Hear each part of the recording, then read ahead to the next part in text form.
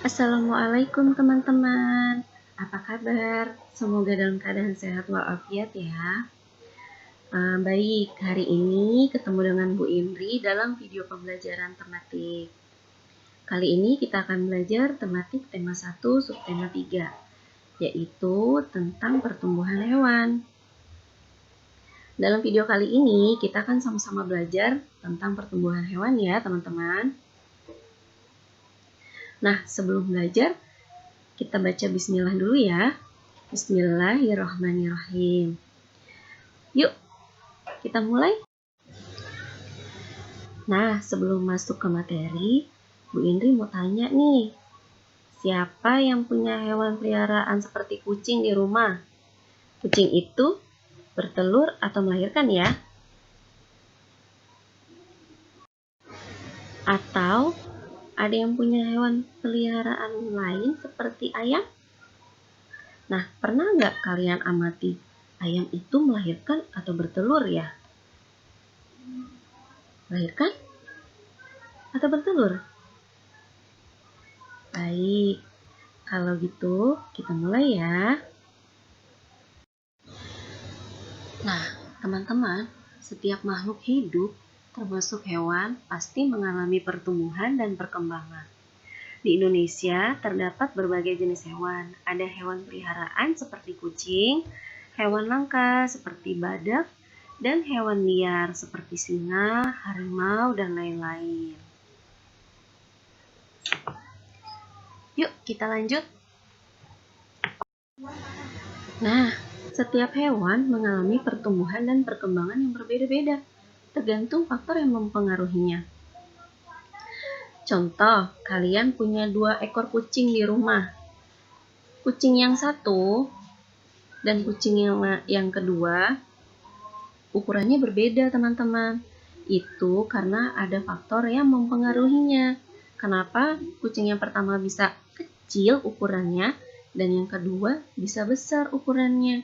Oke, yuk kita lanjut. Faktor yang mempengaruhi pertumbuhan dan perkembangan pada hewan ada 2 loh teman-teman. Yang pertama faktor internal dan yang kedua faktor eksternal. Apa sih itu faktor internal? Faktor internal yaitu faktor yang terdapat di dalam tubuh hewan itu sendiri, meliputi genetik dari induknya dan hormon dalam tubuh hewan. Faktor kedua yaitu faktor eksternal, yaitu faktor yang terdapat di luar tubuh hewan, meliputi makanan, minuman, aktivitas tubuhnya, suhu udara, oksigen, dan sinar matahari.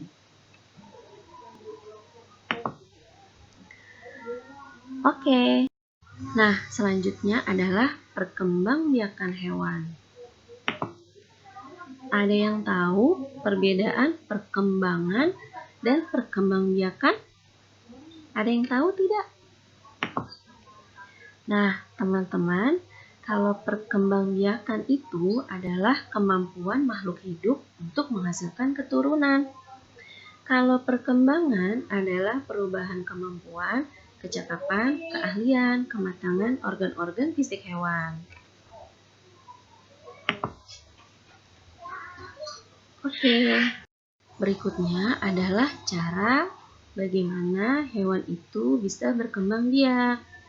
Yang pertama ada bertelur atau biasa kita sebut ovipar, yaitu ayam, ikan, kupu-kupu, nyamuk, katak, dan lain-lain. Jadi hewan-hewan itu hewannya bertelur ya teman-teman. Ada juga yang melahirkan atau biasa kita sebut vivipar, yaitu kucing, kuda, sapi, dan lain-lain. Dia tidak bertelur ya teman-teman, tapi melahirkan. Ada juga yang bertelur dan melahirkan, biasa kita sebut ovovivipar. Hewan tersebut bertelur, tapi telurnya menetas di dalam tubuh induknya. Lalu induknya mengeluarkan anaknya dengan cara melahirkan. Contohnya buaya, kadal, dan lain-lain.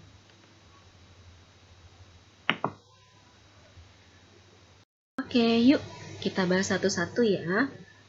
Hewan pertama yang berkembang biak dengan cara bertelur atau ovipar, yaitu ayam. Ciri-cirinya tubuhnya berbulu. memiliki paruh, memiliki dua kaki, bernapas dengan paru-paru, berkembang biak dengan cara bertelur, dan membutuhkan makan dan minum. Lalu, fase pertumbuhan hidup ayam diawali atau dimulai dari telur, lalu menetas menjadi anak ayam, kemudian tumbuh menjadi ayam muda, dan menjadi ayam dewasa. Hewan yang kedua adalah ikan.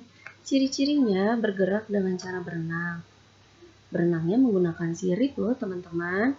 Lalu bernapasnya dengan insang. Berkembang biaknya dengan cara bertelur. Fase pertumbuhan hidup ikan mulai dari telur, kemudian menjadi ikan kecil, lalu menjadi ikan dewasa. Hewan selanjutnya yaitu katak. Katak juga bertelur loh teman-teman.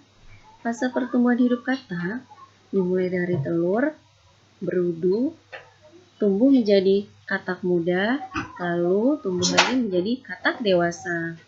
Ada yang pernah pegang katak nggak teman-teman? Belum pernah? Atau ada yang sudah pernah? Oh gitu, ada yang sudah pernah ya? Oke, baik. Bu Indri akan jelaskan ya. Kan ada yang berani pegang katak, ada yang tidak. Nah, kalau yang berani pegang katak, teman-teman harus menghargai teman yang tidak berani pegang katak. Jadi, kita harus menghargai perbedaan. Nah, kalau kita bisa menghargai perbedaan seperti itu, berarti kita sudah mengamalkan sila kedua dari Pancasila, yaitu kemanusiaan yang adil dan beradab. Bu Indri harap teman-teman selalu menghargai perbedaan ya, tidak boleh memaksa dan tidak boleh berkata yang tidak baik kepada temannya. Oke, yuk kita lanjut.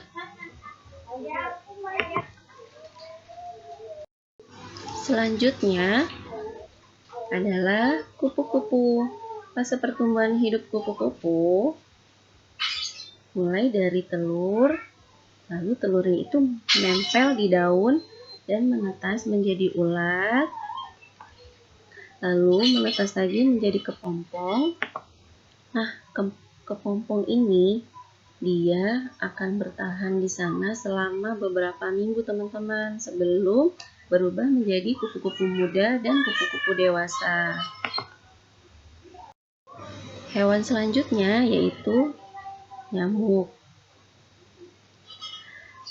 Beberapa jenis nyamuk dapat menjadi penyebab penyakit yang mematikan. Contohnya, demam berdarah. Nyamuk itu bisa berkembang karena ada banyak genangan air, teman-teman. Di rumahnya ada yang banyak genangan airnya? Kalau ada, segera dibuang ya, supaya tidak menjadi tempat untuk berkembangnya si nyamuk tersebut. Jadi untuk itu kita harus membersihkan lingkungan serta membuang benda-benda yang sudah tidak dipakai teman-teman, agar tidak dijadikan tempat berkembang biakan nyamuk. Nah, nyamuk itu juga sama, dia masih dengan cara bertelur. Dari telur lalu berubah menjadi larva, menjadi pupa, dan selanjutnya menjadi nyamuk. Selanjutnya, cara berkembang biak yang lain yaitu melahirkan atau biasa kita sebut vivipar. Contohnya adalah hewan kucing. Tadi Bu Indri sudah tanya ya, siapa yang punya hewan peliharaan kucing?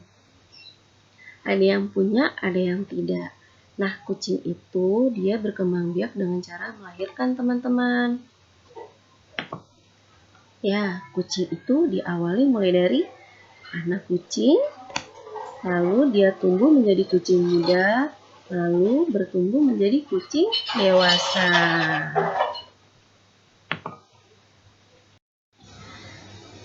Nah, untuk tugas hari ini yaitu pembelajaran 1, membaca halaman 83 dan 84, kemudian mengerjakan halaman 84 dan 85. Di pembelajaran 2, Ayo membaca halaman 91, 92, dan 93, kemudian mengerjakan halaman 93. Selanjutnya, di pembelajaran 3, membaca halaman 99 dan 100, kemudian mengerjakan halaman 100 dan 101.